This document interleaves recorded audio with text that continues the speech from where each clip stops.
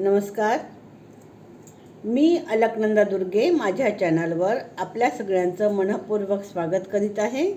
इथे आपण ऐकणार आहोत श्रीमद वाल्मिकी रामायण बालकांड सर्ग 44.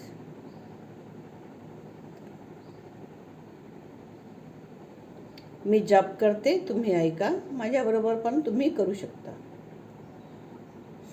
ओम नमो रामा.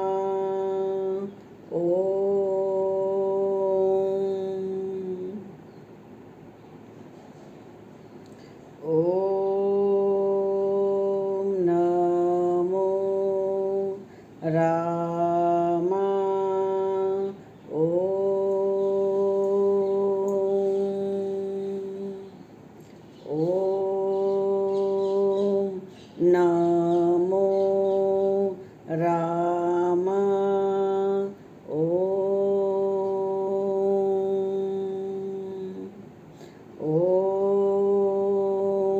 नमो रामा.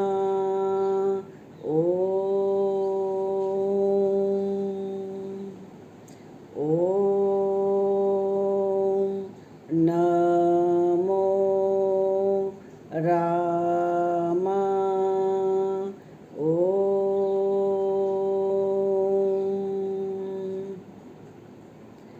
सर्ग 44. पितरांचे तर्पण करून भगीरथ परत येतात. रामा, भगीरथ राजा गंगा बरोबर घेऊन समुद्रापर्यंत गेला. नंतर भूमीच्या ज्या भागात त्याचे पूर्वज भस्म होऊन पडले होते तेथे त्याने प्रवेश केला. गंगेच्या प्रवाहाने जेव्हा भस्मराशी वाहून गेला तेव्हा सर्व लोकाचे स्वामी ब्रह्मदेव भगीरथ राजाला म्हणाले, नरश्रेष्ठा महात्मा, सगर राजाच्या 60,000 पुत्रांचा तू उद्धार केला आहेस. आता ते देवाप्रमाणे स्वर्गाला गेले आहेत. राजा, जोपर्यंत समुद्रात पाणी राहील तोपर्यंत सगर पुत्र देवाप्रमाणे स्वर्गात राहील. गंगा तुझी ज्येष्ठ कन्या समजली जाऊन भागीरथी ह्या नावाने जगात विख्यात होईल. त्रिपथगा, दिव्या आणि भागीरथी ह्या नावाने गंगा प्रसिद्ध होईल. स्वर्ग, मृत्यू आणि पाताळ ह्या 3 लोकातून वाहत असल्यामुळे तिला त्रिपथगा म्हणतात. नरेश्वरा, तुझ्या सर्व पितरांचे गंगाजलाने तर्पण करून प्रतिज्ञेची सांगता कर. राजन, तुझा पूर्वज धर्मात्म्यांमध्ये श्रेष्ठ असलेल्या सगर राजाची सुद्धा गंगा येथे आणण्याची इच्छा होती, पण त्याचे मनोरथ पूर्ण होऊ शकले नाही. वत्सा, राजर्षी अंशुमान, अनुपम प्रभावशाली, गुणवान, महर्षितुल्य तेजस्वी, माझ्यासारखा तपस्वी आणि क्षत्रिय धर्मपरायण होता. गंगा येथे आणण्याची प्रतिज्ञा तो सुद्धा पूर्ण करू शकला नाही. अनघा, तुझ्या अत्यंत तेजस्वी पिता महाभाग दिलीप गंगा आणण्याची इच्छा करीत होता, परंतु त्यालाही ते शक्य झाले नाही. तू गंगा भूतलावर आणण्याची प्रतिज्ञा पूर्ण केली आहेस, त्यामुळे तुला ह्या लोकात फार मोठी कीर्ती प्राप्त झाली आहे. शत्रुदमना, तू गंगा अवतरण केले आहेस, म्हणून धर्माचे आश्रयस्थान असलेला ब्रह्मलोक तुला प्राप्त झाला आहे. नरश्रेष्ठा, पुरुषप्रवरा, गंगाजल नेहमीच स्नानाकरता योग्य आहे. तू ह्यात स्नान कर व पवित्र होऊन पुण्याचे फळ प्राप्त करून घे. तू आपल्या सर्व पितामहांचे तर्पण कर. तुझे कल्याण असो.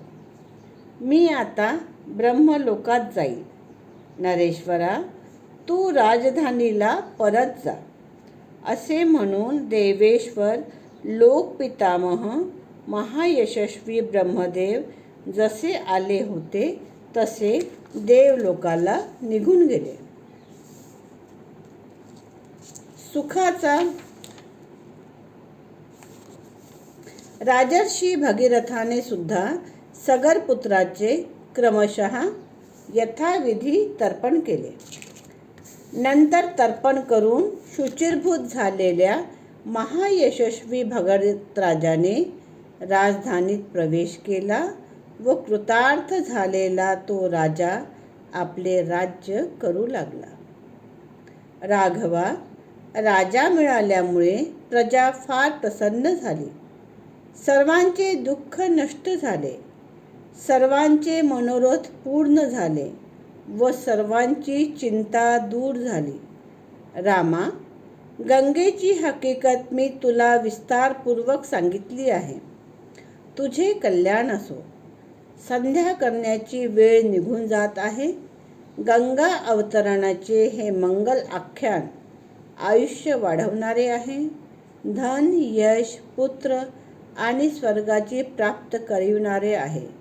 जो हे आख्यान ब्राह्मणांना, क्षत्रियांना किंवा इतरांना ऐकवतो त्यावर देवता आणि पितर प्रसन्न होतात.